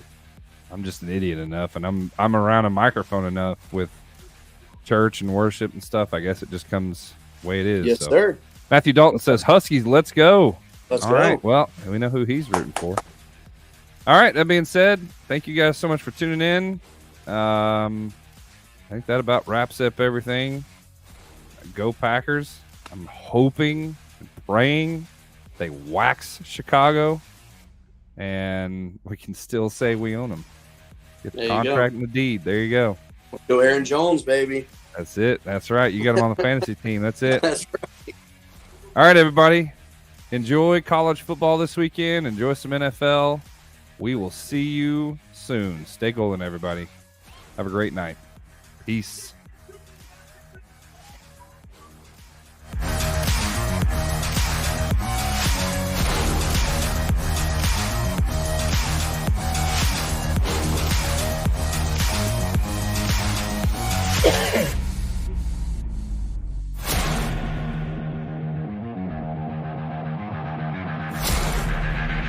Like the Golden Boot Facebook page.